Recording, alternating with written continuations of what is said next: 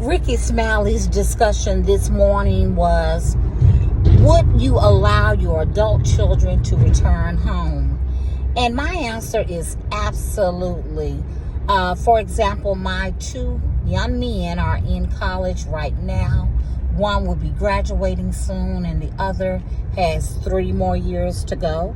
But starting out while they're seeking a career, absolutely they can stay at home.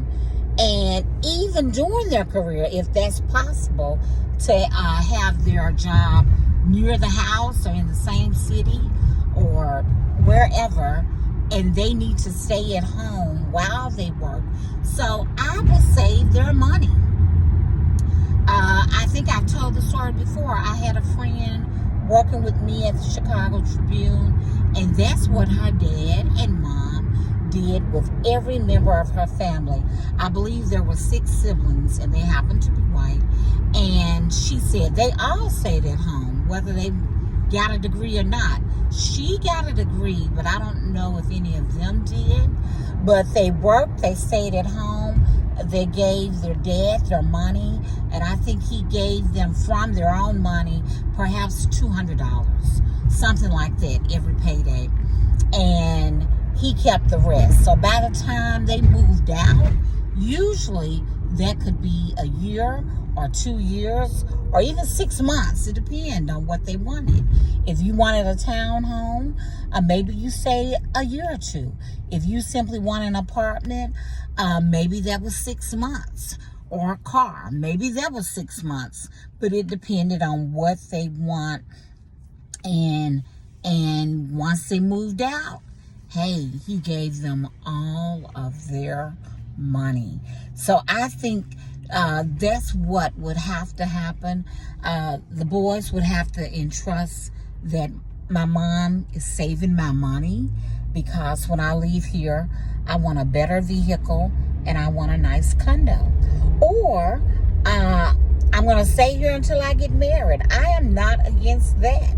And once I get married at 28, 30, 32, I know they wouldn't stay at home that long, but I will have enough money to help the bride and the bride's dad with the wedding, and to go on the honeymoon and to start our life together.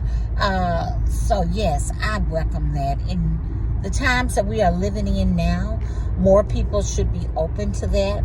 Now, as far as family members living with me, they could do that if I didn't have a husband. I just really think the family dynamics change when your husband is there and he's set in a certain way, and he like you like things in a certain way, and you don't want him to have to adapt to really anything. You don't really want him to have to share his bathroom if he doesn't have to.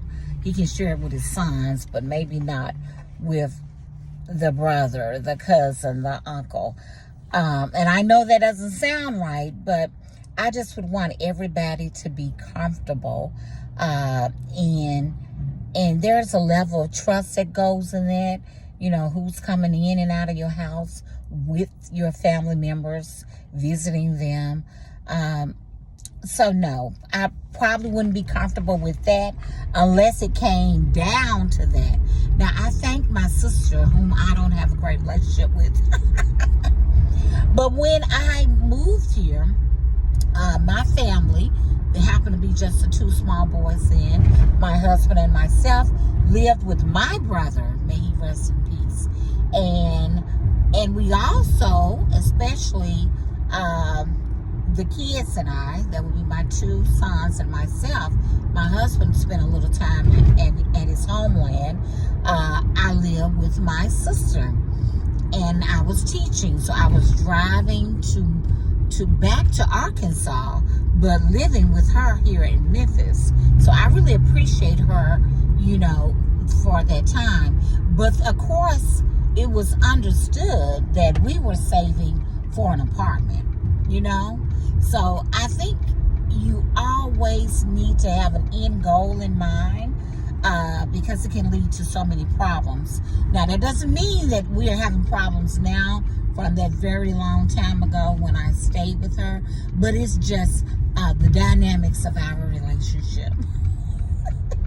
So I want everybody to have an open heart, to be kind, and to show love to each other and support each other when necessary, when you can, when you should. It's a godly thing to do.